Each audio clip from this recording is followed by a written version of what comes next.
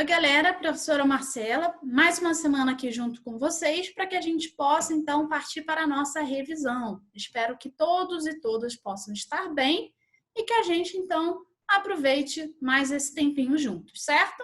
Bom, relembrando que a gente trabalhou a unidade 5, Grécia, Cultura e Sociedade, já foi um conteúdo que a gente abordou em outras aulas, em outros encontros, mas com mais especificidade, com mais tempo, o que vamos fazer hoje é uma breve retomada, certo? Também falamos sobre a Macedônia, o Império Macedônico, os processos de expansão, os processos de mistura cultural. Também trabalhamos com fundação, né? A fundação da cidade de Roma e a unidade 7, então, da Fundação à República. Lembrando que ainda vamos encerrar esse conteúdo na próxima semana. Certo, pessoal? Bom, pensei junto com vocês devem se lembrar, todas essas imagens, essas informações já foram trazidas nos encontros passados, e vocês devem se lembrar dessa aqui, que está representando a deusa Clio. Por que a deusa Clio é tão importante para o nosso estudo da história, né? A deusa Clio, ela é considerada a protetora da história. Então, nessa representação, nessa imagem que está aqui exposta para vocês, Clio tem uma das suas mãos um livro e na outra uma trombeta, que seria para divulgar os acontecimentos. Então, a gente estudou um pouco sobre a ideia da narrativa histórica, né? Como a sociedade grega contribuiu aí para a filosofia, para o teatro, lembrando a importância da tragédia e da comédia. Dos autores, lembra que a gente falou aqui, alguns autores aí do teatro grego, que vocês podem pesquisar mais informações, podem se deliciar com essa parte cultural, porque tem muitas informações bacanas, né? Mas, nesse momento, na nossa aula, a gente tinha justamente falado da deusa Clio, né? Lembrando que os gregos eles deram início à narrativa histórica, né? Que tinha as realizações humanas como o seu foco central, o seu foco principal. Entre esses autores, a gente tem a figura de Heródoto, né? E por que Heródoto é tão importante e tão falado? Porque ele é considerado o pai da história, tá? Então, pessoal, vamos relembrar, né? A gente tem essas narrativas, a gente tem essa parte mitológica para quem gosta, para quem entende disso e curte. É muito importante que a gente pense, então, sobre essas contribuições da sociedade grega. Eu já citei vários exemplos, tanto no teatro, como no aspecto arquitetônico, como na medicina, na filosofia, no estudo da história, né? Então, mais informações sobre isso, né, com conteúdo diferente do que a gente já trabalhou, das informações que estão no seu livro didático, você pode encontrar lá no Positivo On, a partir dos OEDs, os Objetos Educacionais Digitais, que vão trazer em formato de vídeo, né, em formatos muito mais interativos, outras informações que a gente não tenha dado conta nas nossas aulas. Beleza? Bom, a gente também trabalhou com o aspecto da filosofia, da ciência e da arte ali bem divididos. Vamos lembrar na filosofia Sócrates, Platão e Aristóteles. Vocês vão estudar isso em outros momentos com os professores de filosofia de vocês mais para frente. Então não se preocupem, mas é importante que desde já a gente conheça aí, saiba quem foram, né? A gente possa saber quem foram esses pensadores de referência. E qual era o papel da filosofia, gente? Só para a gente lembrar, a filosofia tinha o objetivo de questionar, né? Até hoje, né, a gente fala muito isso. Qual é a importância da filosofia na vida do dia a dia? Lançar perguntas, questionar o mundo, né? Problematizar, que é uma palavra que nós, professores de história, usamos muito. Lançar questões, né, para a gente poder avançar nas nossas reflexões, certo? A matemática, o livro de vocês mostra ali a figura de Arquimedes, né, que vocês também vão estudar aí nas aulas de matemática, nas aulas de física, nas aulas de ciências. Então, a matemática ela avançou como uma observação da humanidade e da natureza, trazendo o raciocínio e a elaboração de explicações. Arquimedes foi um dos matemáticos gregos, não quer dizer que tenha sido o único, tá?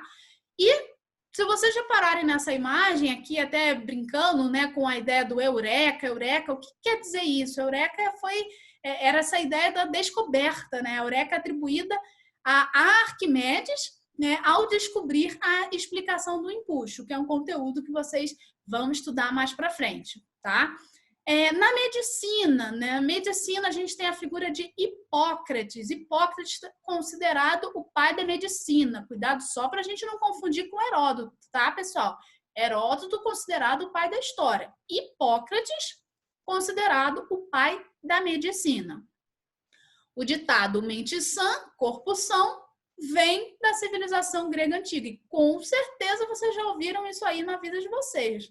Mente sã, corpo sã, a ideia do equilíbrio. Então, isso também é uma herança, também é uma contribuição que vem da antiguidade para a nossa sociedade hoje. A importância da arte para quem gosta ali da escultura, arquitetura. Inclusive, pessoal, eu tinha deixado essa tarefa aí de casa, né, para que vocês pesquisassem visitas virtuais. Quando a gente trabalhou com a Roma Antiga, eu fiz o gancho lá com a visita virtual ao Coliseu.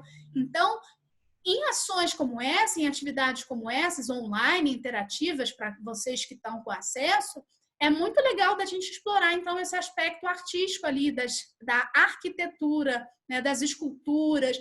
Tem algumas ferramentas de tecnologia que nos permitem dar zoom, então a gente consegue ver isso em muito mais detalhes, né? Até, quem sabe, se um dia a gente tiver a oportunidade de ir presencialmente lá, ver um pouco desses monumentos, né, desse patrimônio tão rico aí para a nossa cultura, certo?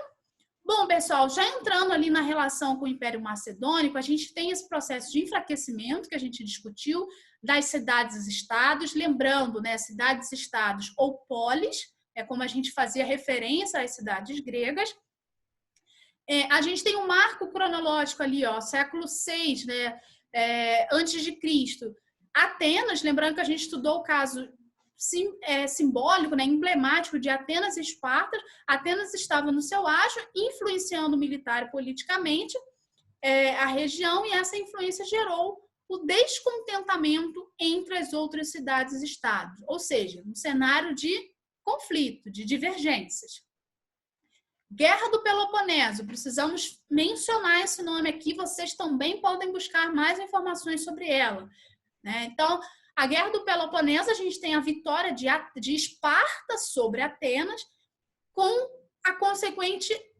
consequente enfraquecimento de todas as cidades e estados gregas. Então, importante, né, a gente compreender esse conflito e o que ela gerou, né, qual foi a consequência que ela teve. Enquanto os gregos estavam enfraquecidos, os macedônios, então apareceu mais um estudo aqui para a gente, passavam por um período de desenvolvimento na arte, na literatura e de disputas violentas pelo poder, que culminaram, ou seja, que geraram, então, a ascensão da figura de Filipe II e no fortalecimento do Império Macedônico. Aproveitando-se desse enfraquecimento, Filipe II, né, das cidades-estados gregas, Filipe II conquistou alguma dessas cidades, tá? E a região, então, foi dominada pelos macedônicos. E como é que a gente pode sentir os efeitos disso, né? Em suas conquistas, os macedônicos, eles tiveram uma política de preservar, né? A gente pode falar em certa preservação do local que havia sido dominado por eles. Quando conquistava uma nova região, Filipe II construía estradas e promovia a agricultura, né? Empregava a diplomacia. O que quer dizer diplomacia? Entre aspas, é o famoso jogo de cintura, né? Uma política de não imposição, mas sim muito mais de acordo, né? De jogo de cintura na relação com os povos conquistados. Caso isso não funcionasse, daí ele apelava para a força do exército, né? A força militar ali. Então, pessoal, em síntese, em resumo de tudo que a gente está falando, é compreender o processo de enfraquecimento das cidades-estados, da polis, né? Da grega. O que isso impactou, né? Principalmente ressalto ali o acontecimento relacionado à Guerra do Peloponeso, né? O fortalecimento macedônico. Então, qual foi a política? Foi uma política de imposição cultural? Não, foi muito mais de preservar o local dominado, né? Com o investimento, como eu disse, ali da agricultura, na construção de estrada, mas que caso fosse necessário, sim, havia o emprego da força militar. Certo? Macedônia, importantíssimo, que a gente trabalhou com os aspectos da cultura ali, da Biblioteca de Alexandria, né? Mas por que desse nome? Né? Onde fica Alexandria? Lembra que a gente questionou isso? Bom, Filipe II, né, após a sua morte, a gente tem o seu filho, aí aparece o Alexandre na história, Alexandre Magno, tomou o controle dos domínios conquistados pelo seu pai e ampliou. Por isso que nesse momento, falando corretamente, é que a gente começa a falar de um império macedônico. A ideia de império está associada a um território que vai sendo gradativamente ampliado por meio de conquistas. Então, com o apoio de forças gregas, ele, Alexandre, já o Alexandre Magno, conquistou, né, lutou contra os persas, derrotou e foi avançando cada vez mais nos territórios, certo? Mas, pessoal, se a Biblioteca de Alexandria é tão famosa na história, é tão falada, é preciso que a gente compreenda e situe isso. Alexandria é uma cidade localizada precisamente no norte do Egito. Tá? É muito comum a gente confundir. Alexandria faz parte lá do domínio do Império Macedônico, mas ela está situada no Egito, continente africano. Por causa da sua localização geográfica, rapidamente se tornou um grande centro comercial e cultural, né, para a qual se dirigiram povos de diversas regiões ali da antiguidade. Tá? Então, situou a cidade e, lembrando, essas imagens e todas essas informações, que todas que estão aqui já foram abordadas nas nossas aulas. Se tiver dúvida, vale voltar nessas aulas e olhar novamente, perceber, né, entrar nos detalhes que a gente foi discutindo. A Biblioteca de Alexandria, ela foi um dos maiores centros de estudo, né, de cultura, de conhecimento do mundo antigo. Portanto, ela funcionou, ela serviu como inspiração para o surgimento de outras bibliotecas nos séculos subsequentes. Estão lembrados que eu perguntei para vocês sobre as bibliotecas nas escolas, das escolas de vocês, se a cidade que vocês moram tem biblioteca pública? Vocês já visitaram? Vocês conhecem? Vocês já pararam para ver o acervo? Quais são os livros que tem nessa biblioteca da sua cidade ou da sua escola? Quem tem biblioteca em casa? Quais são os livros que vocês têm lido? Então, gente, é sempre tentar relacionar passado e presente. A gente está falando aqui de um marco cultural da antiguidade, da famosa Biblioteca de Alexandria, e trazer isso para o nosso dia a dia. A gente pensar nos nossos acervos bibliográficos, ou seja, nos livros que compõem as nossas bibliotecas pessoais. Beleza? Bom, uma rápida revisão também dos aspectos políticos e econômicos. E a gente, na nossa aula de revisão, a gente vai explorar um pouquinho mais, a gente vai falar sobre a numismática, né? O que é numismática, a gente vai trabalhar isso com vocês, que é tão importante para o estudo da história. Eu vou deixar vocês na curiosidade, mas por hora eu trago alguns resumos, né, dessas características do Império Macedônico. Exércitos e comerciantes se deslocavam pelas rotas construídas, né, pelos diversos povos no decorrer do tempo. O domínio, né, ou melhor, a administração do território era de acordo com a estrutura já existente, eu já falei isso, essa política muito mais diplomática do que impositiva. A figura de Alexandre Magno, que difundiu essa cultura grega pelos locais conquistados, e eu volto a repetir, volto a falar isso, a história não é uma gaveta que eu pego, abro e fecho.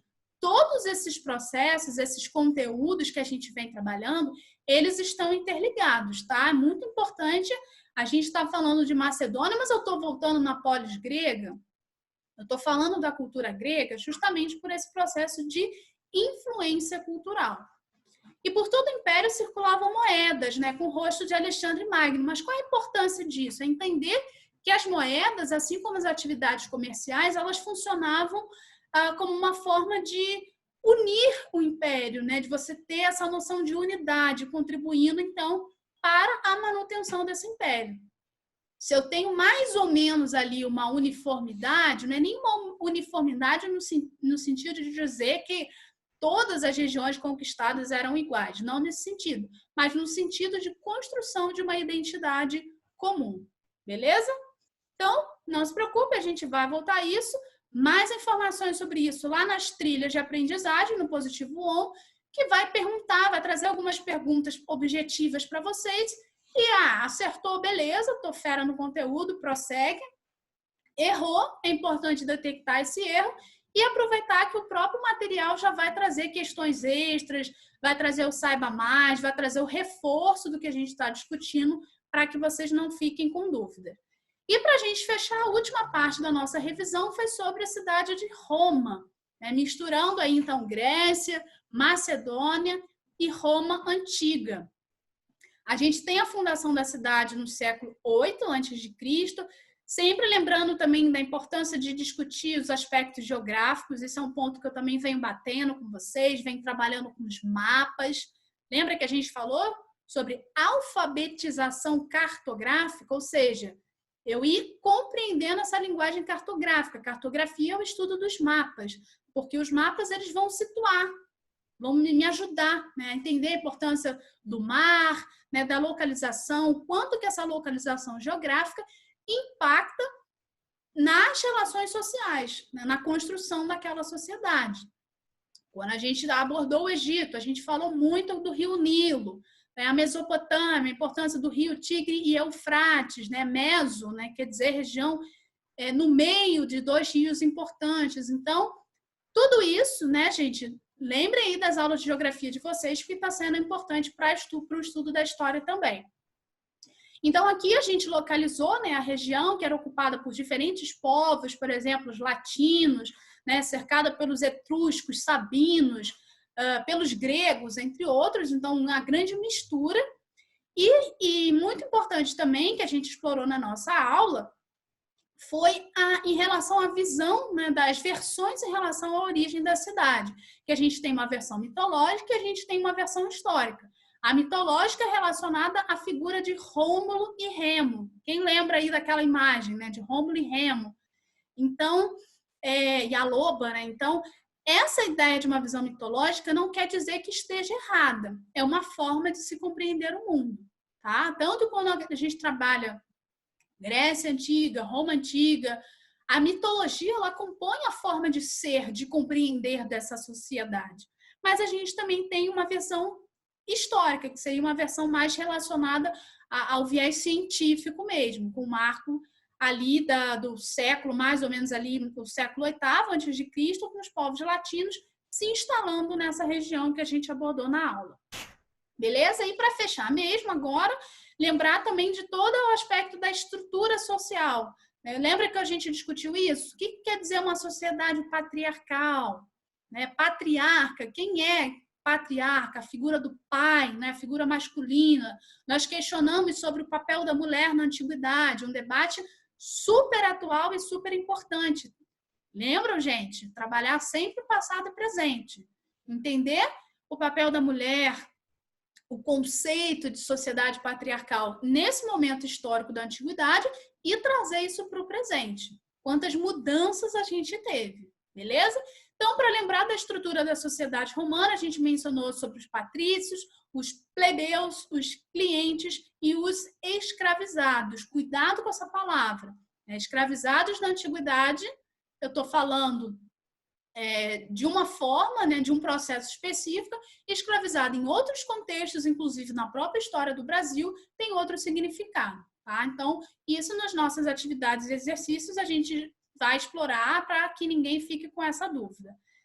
Bom, o crescimento da cidade, né, no início Roma havia poucas moradias, a população trabalhava basicamente na agricultura, nas atividades de pastoreio, e sob o domínio dos etruscos, a gente tem uma modificação das cidades com o intensificado processo de urbanização. Também é um conteúdo lá da geografia. O que quer dizer isso? Urbanização é justamente esse processo de construção de uma noção de cidade. Tá? Grandes obras foram construídas e alteraram a arquitetura. Qual é a obra mais famosa? Já perguntei isso para vocês. A visita virtual, quem fez lá o Coliseu Romano, quem pesquisou lá sobre os gladiadores. Então, esse aspecto arquitetônico também nos ajuda a compreender sobre essa sociedade, certo? Aqui eu já falei, a organização familiar centrada, né, na figura do pai. Digamos que o pai ele era o comandante da família E para relembrar o papel da mulher, né, a mulher nessa época ela era considerada propriedade do homem, embora houvesse mulheres, naturalmente, né, que conseguissem escapar desse controle. Percebam como as coisas mudaram, não é? 2020, hoje, toda a luta, né, sobre o empoderamento feminino, sobre as lutas por melhores condições de salário, por igualdade salarial. Então, percebam as mudanças, as transformações ao longo dos processos históricos. Pessoal, era isso e espero que vocês tenham gostado e a gente volta a se encontrar na próxima semana, tá bom? Um abraço e até breve.